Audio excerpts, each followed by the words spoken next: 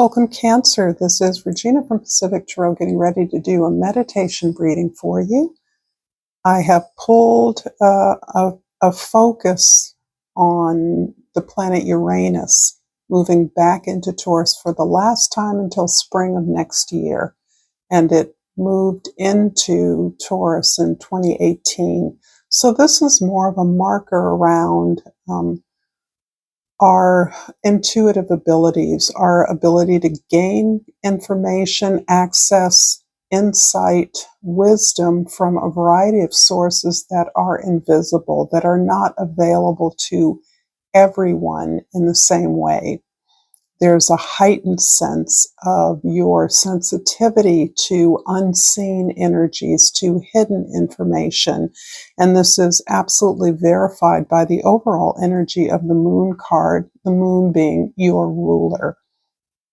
The card I pulled from the Glyph Oracle is number 34, two keywords, omniscience and Eye of Horus. So I'm going to read a little bit to you from that. You can see what we think of as a third eye depiction, the Eye of Horus being pictured here in two places. So from the guidebook, I will read, the Eye of Horus represents themes of universal wisdom and divine protection.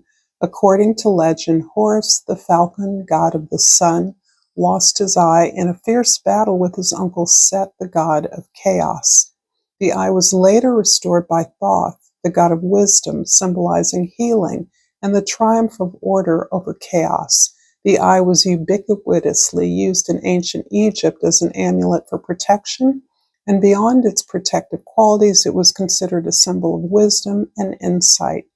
The eye represents perception and omniscience, reflecting the idea that nothing escapes the watchful gaze of the divine. The glyph has retained its resonance into the modern day and continues to symbolize the importance of inner vision and seeking understanding of universal spiritual truths. So I love this because the information that is processed here is processed through the unconscious.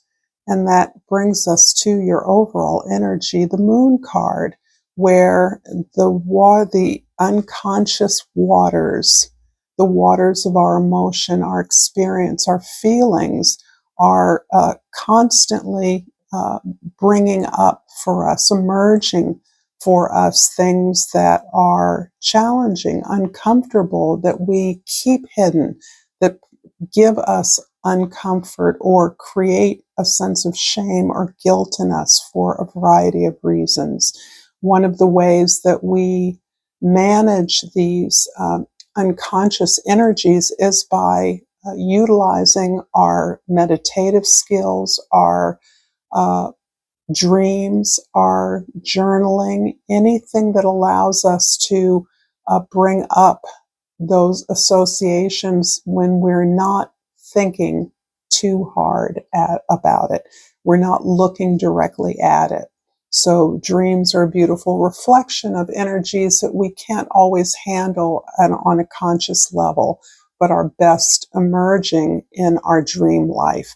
Meditation or prayer allows us to intentionally focus on areas where we're needing support, help, or solace of some sort.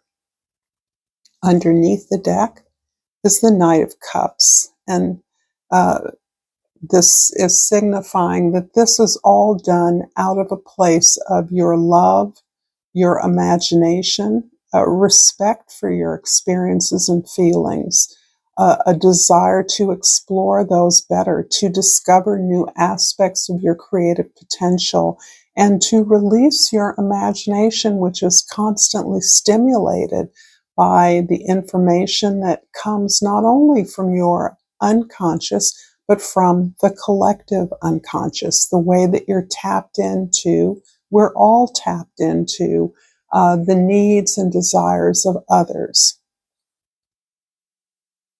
And for your present energy, we have the King of Swords.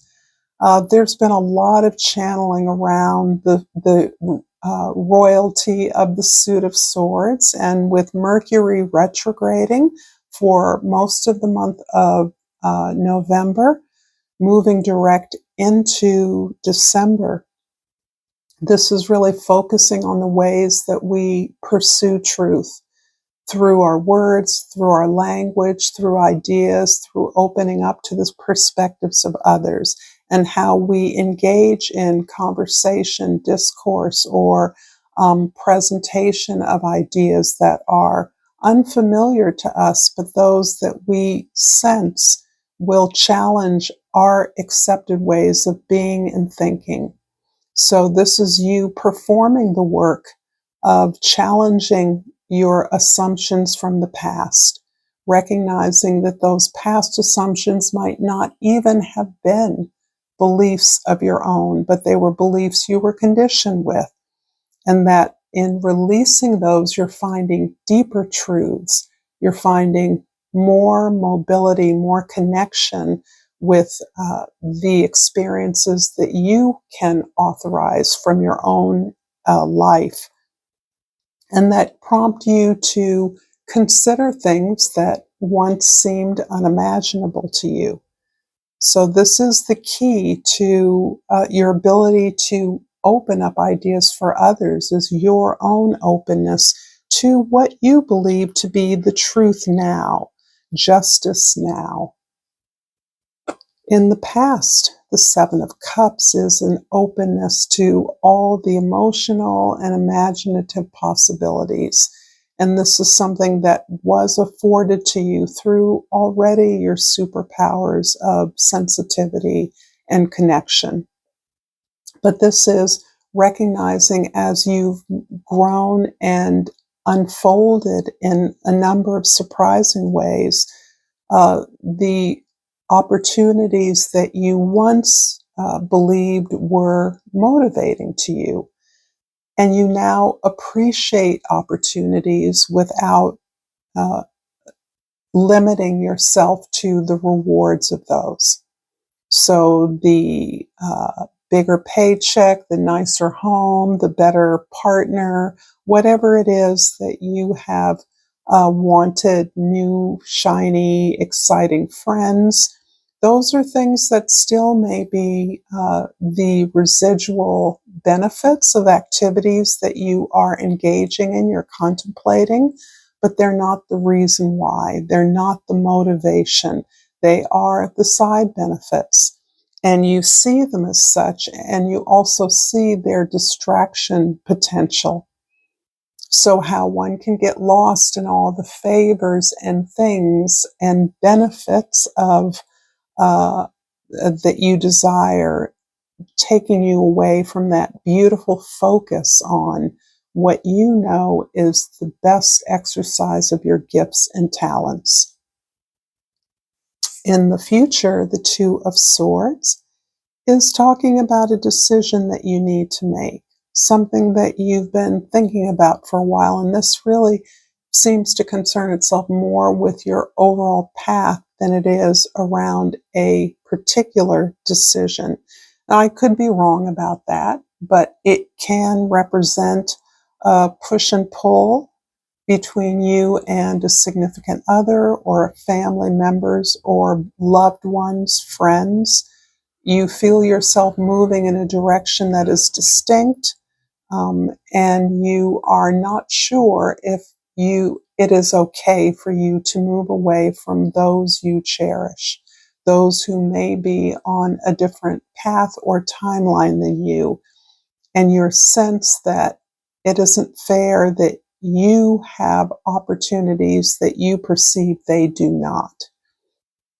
And in fact, this is less a choice, less a decision than it is you ultimately taking the leap or finding the courage within to move in a direction that you feel is destined for you, that you feel is the path of your greatest authentic expression. And this can be the way in which you have been learning to uh, separate yourself from the needs of others. This can be very challenging for you, but it is something you have learned. You could not have survived this life if you had not learned how to protect yourself, how to set clear boundaries between you and your loved ones. And this is really an extension of that, of moving forward in those areas that you know are for you, that may not be for them, but really relaxing into what you do know as opposed to what you don't will go a long way to ease some of the anxiety or the nervousness you're experiencing around making a decision or moving in a particular direction. I'm going to clarify this reading with the Ethereal Shadow Work Tarot, and I will finish off the reading with the Crystal Oracle. I hope this reading is resonating for you. Please like the video. If so, subscribe to my channel, Pacific Tarot. And I thank you for all the ways that you support me. Additionally, feel free to drop me a comment. I love your comments, no matter how brief they are.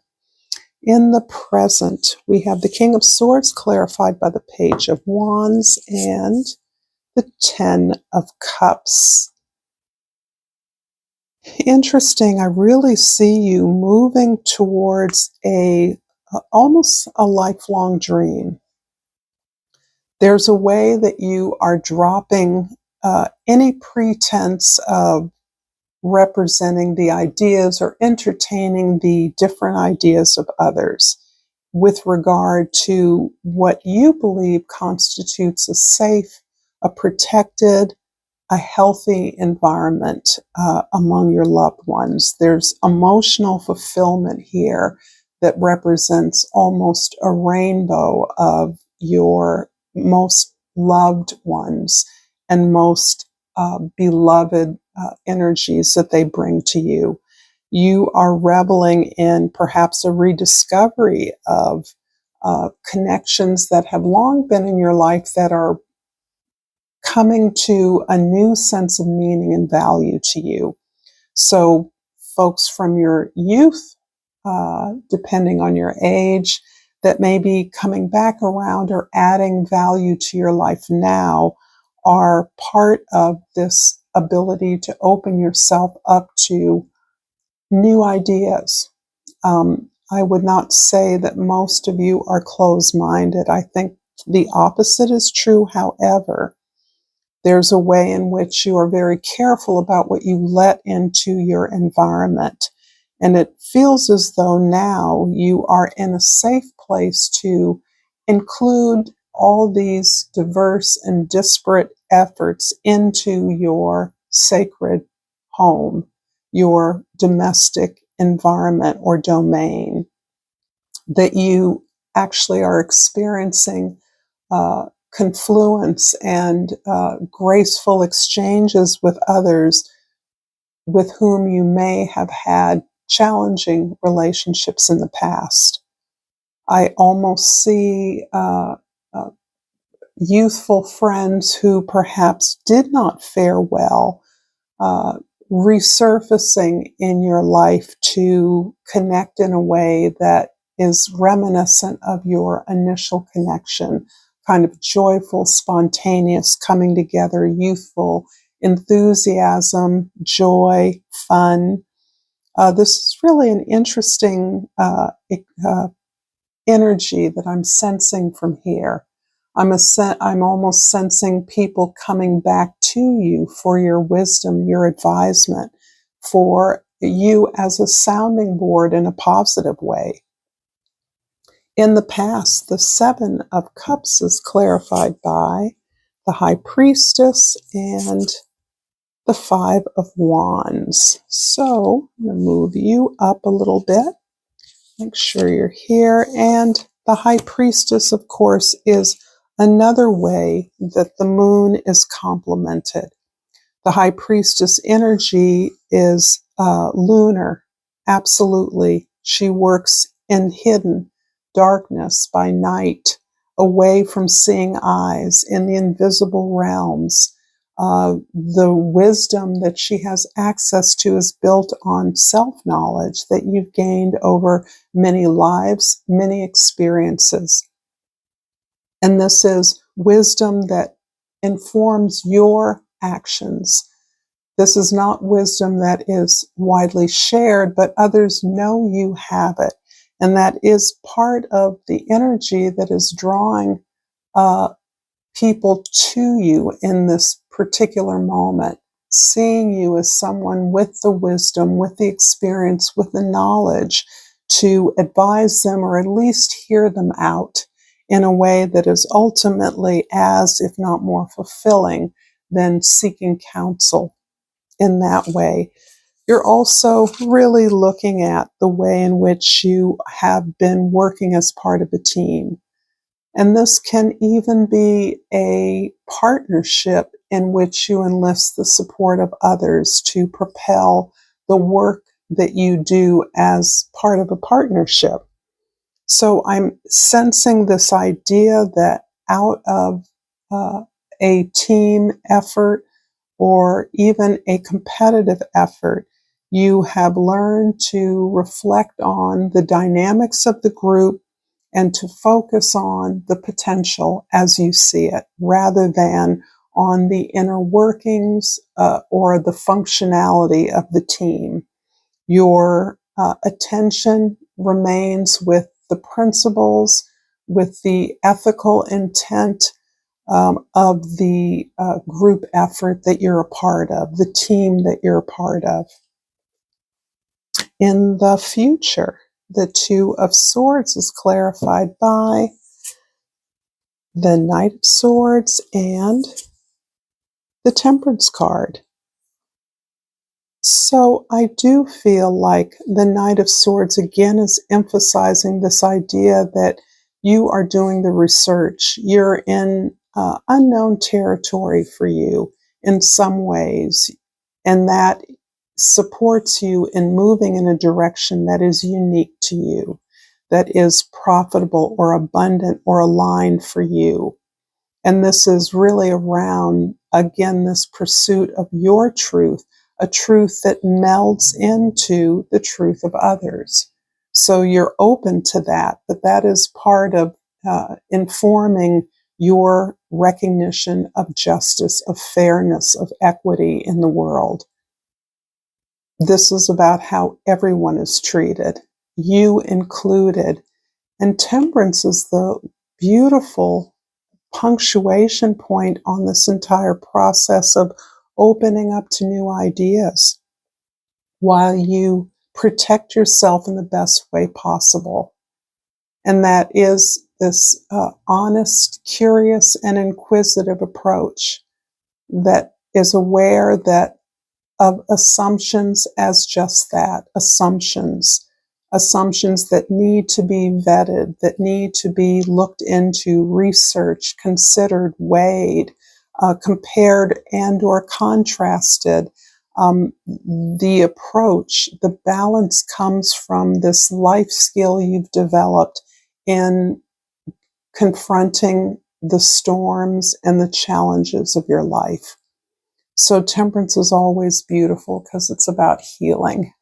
And it's where we are open to the divine grace that no matter what the world throws at us, we can respond with grace, with equanimity, with calm, with consideration and composure.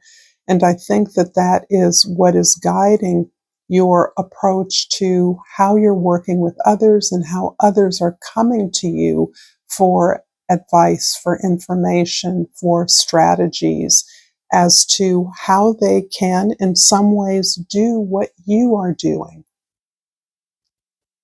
I'm going to clarify or finish up this reading with a crystal oracle and hope that this reading's been insightful for you. Well, malachite turned upside down, but I'm going to take it because I think this beautiful green is very Cancerian at this moment. And the key word is healing. I'm a healing machine, manifesting miracles. how absolutely beautiful and perfect this is for you. Thank you so much, Cancer. If you enjoy this content, check out more here. Thank you for your likes and subscribes. Until next time, namaste.